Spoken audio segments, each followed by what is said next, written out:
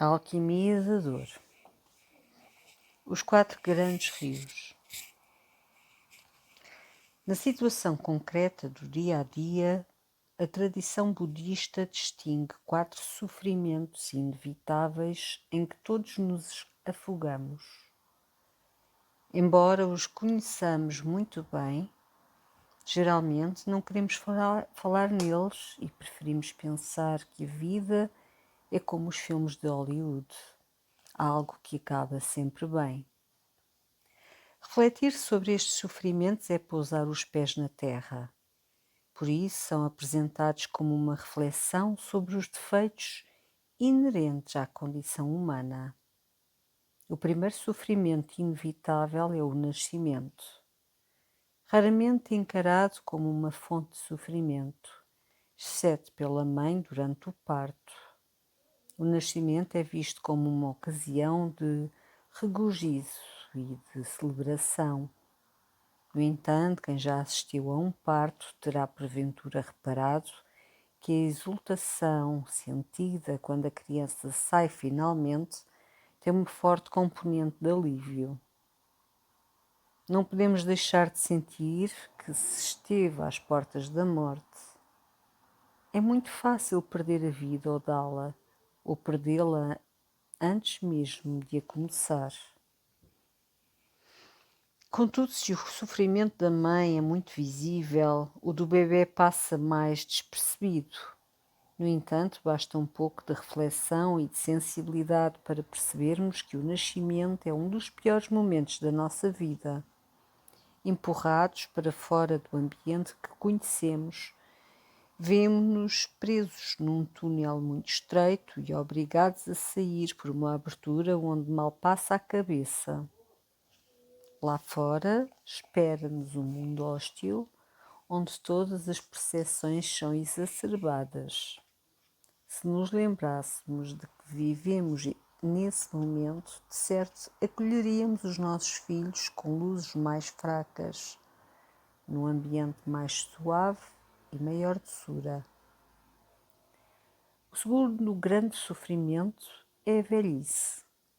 Temos a impressão de que os inúmeros avanços técnicos da nossa época nos puseram ao abrigo de velhice e que, por exemplo, os dentes postiços, o Viagra e as tintas para o cabelo nos permitem envelhecer com mais dignidade. Embora sem dúvida algumas das invenções dos nossos tempos tenham dado mais conforto aos últimos anos da nossa vida, nada tem o poder de nos devolver a memória, a energia ou a alegria de viver. Na nossa sociedade, as pessoas de idade são, em grande parte, marginalizadas, postas em instituições especializadas, sentindo-se inúteis e rejeitadas. Como deixaram de ser produtivas, a sociedade considera-as um fardo, sobretudo se tiverem tornado fisicamente dependentes. Como as nossas capacidades intelectuais diminuem e o corpo começa a dar sinais de cansaço, tornamo-nos impacientes e desagradáveis e maçamos os outros com o rol das nossas maleitas.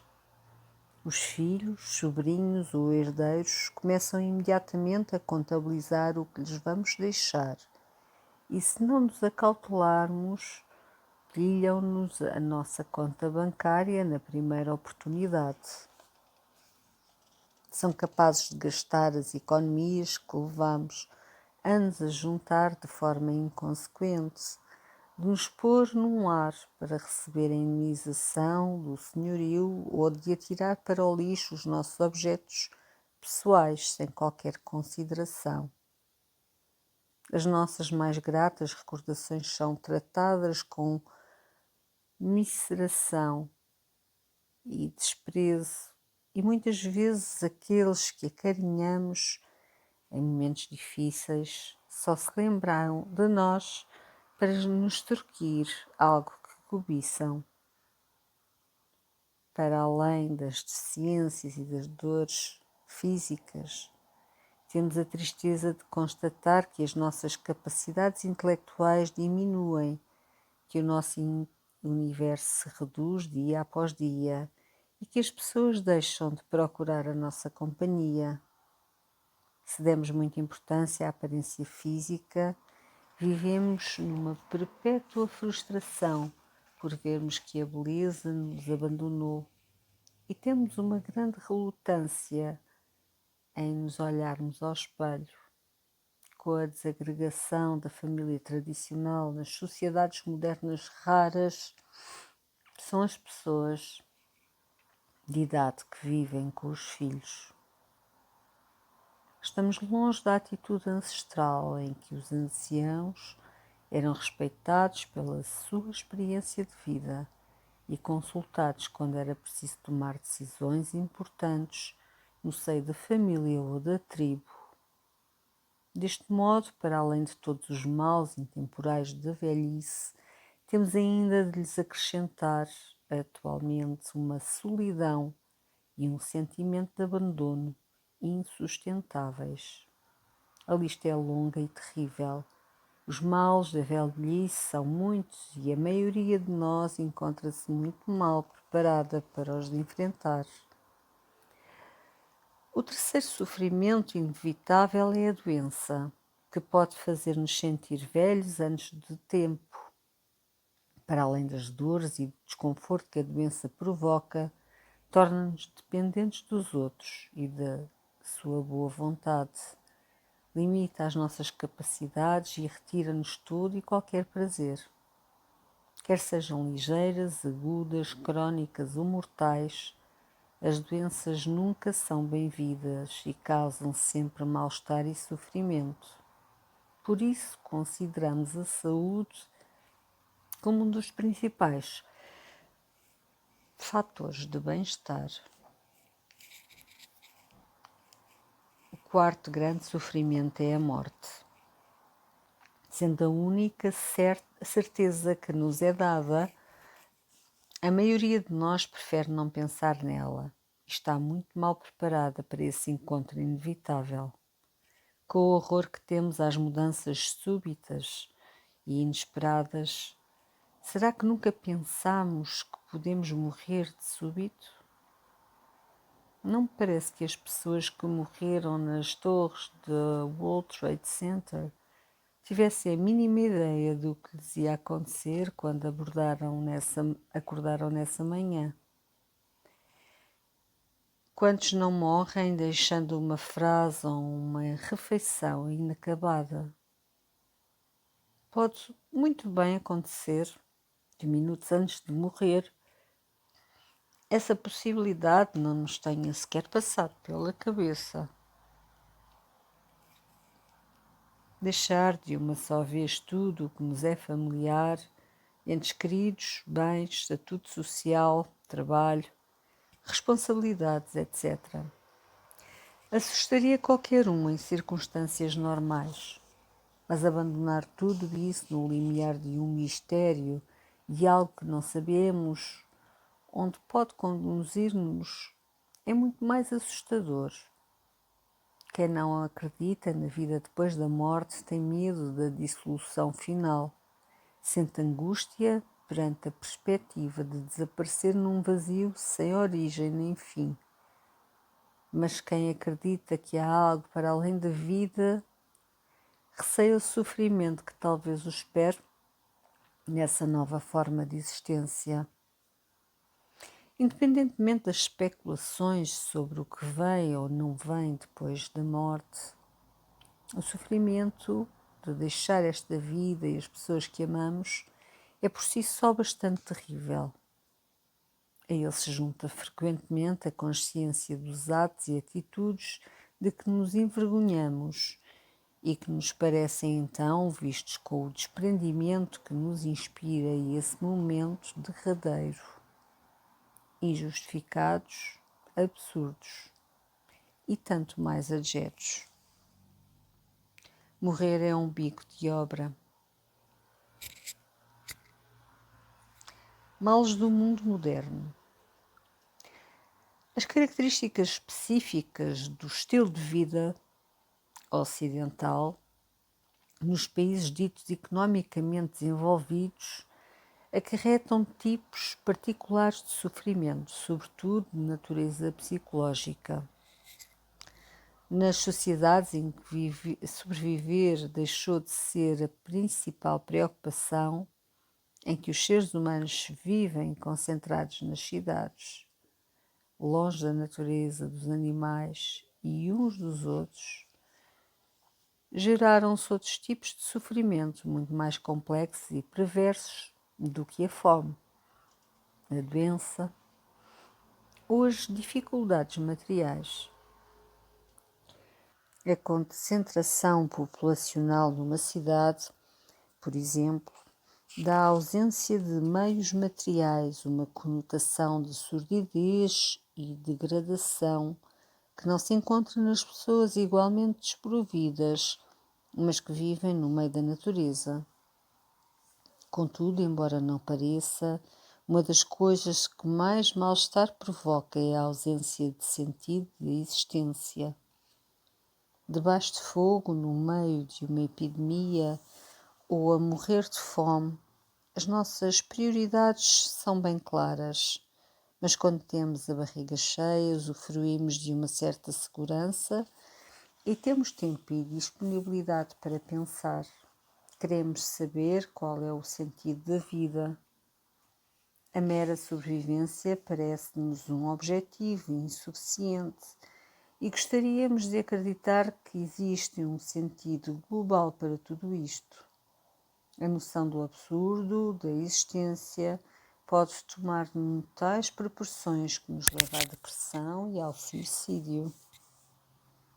Na nossa sociedade, mesmo quem nunca se torturou com estas questões existenciais, sofre talvez sem saber de uma visão particularmente redutora do mundo.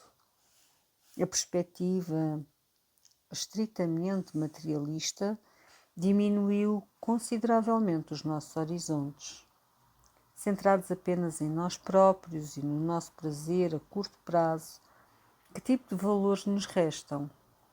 Sentido do dever, honestidade, ética e vida para além da morte são coisas tão estranhas para muitos de nós como os conceitos matemáticos para uma lagarta. Geralmente pensamos que é necessário um certo nível intelectual para alguém se colocar questões desta ordem, mas não creio que assim seja. Toda a gente tem uma certa visão do mundo. Não importa se é uma visão filosófica, sofisticada ou um sistema quase inconsciente de prioridades. Mesmo que a nossa visão seja o resultado do que vimos nas telenovelas, no futebol ou no Big Brother, temos o nosso ponto de vista sobre as coisas e é ele que determina as nossas reações perante as situações que surgem na nossa vida. As prioridades da maioria das pessoas são de natureza material e imediata e destinam-se a proporcionar-lhes bem-estar a curto prazo. Por conseguinte, qualquer obstáculo que impeça esse bem-estar deixa-as perplexas e desarmadas. Hoje o que vale é o curto prazo e o para mim. É difícil, embora talvez ainda não tenhamos visto tudo, imaginar algo mais tacanho. Uma perspectiva tão acanhada e medíocre não permite abarcar a maior parte daquilo que nos acontece. Ora, o ser humano precisa de poder interpretar o que lhe acontece, sobretudo se for desagradável. Considero por isso que uma das principais fontes de sofrimento do mundo moderno nasce da mediocridade da nossa visão do mundo, privados da espiritualidade e de valores humanos. Somos presas fáceis do consumismo,